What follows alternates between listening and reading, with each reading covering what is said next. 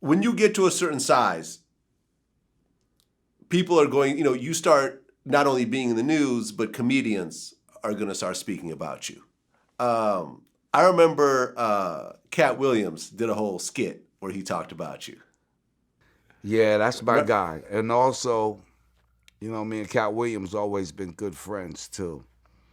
You know what I'm saying, in the whole nine. And he was the host of my roast. Right. Yeah, he was the host of the VH1 Flavor Flav's VH1 roast. Yeah, he hosted that. You know what I'm saying, in the whole nine. And I heard, I haven't seen the skit, but I heard that he did a skit on me. And he said something about, at the end of the day, all Flav wants is his money or some shit. Right. Well, he basically did a whole skit where he said, "Hey, Flav, how are you gonna let these people talk about you and say all these bad things about you?" And your response was, "I don't care what they say. They gotta pay me, boy." And broke out. Yeah, yeah, it was something like that. Yeah.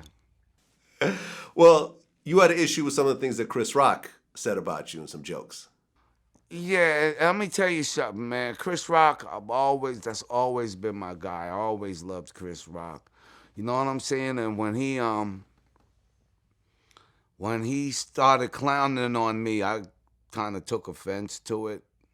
You know what I'm saying? Not thinking that, hey, this is comedy. I'm thinking, hey, this guy is lashing out at me. You know what I'm saying? But then again, I mean, hey, in order for him to be somebody, he has to pick on somebody. So I was the somebody that he had to pick on in order for his ass to be somebody. You know what I'm saying? In the whole nine. Um, I remember Chris way before New Jack City. I met him through my boy Nelson George. Nelson George was a writer for Billboard magazine. You know what I'm saying? And also, um, the movie New Jack City, Vlad, um, the part of Pookie, which Chris Rock played, was originally written for me. Really? Yes.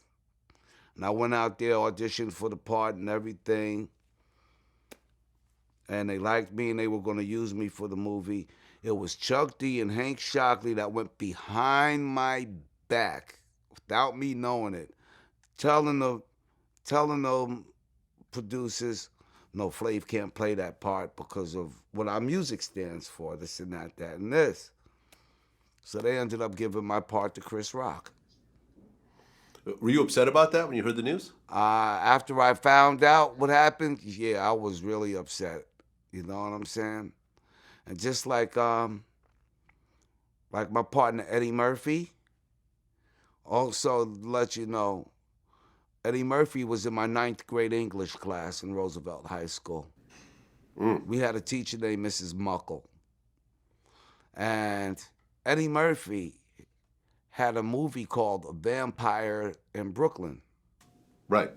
And the part that Kadeem Hardison played, which was his assistant, the vampire's assistant, whatever, that part was written for me too.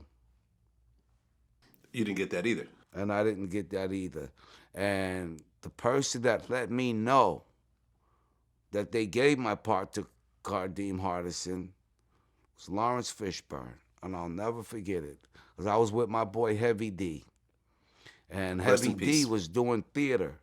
He was doing some theater shit back in the days. And, Heavy was like, come on, Flav, I want to take you with me, man. I want you to meet Lawrence Fishburne.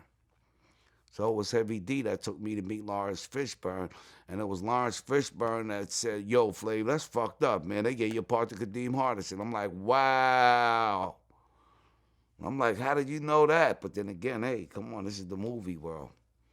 And it's but so big.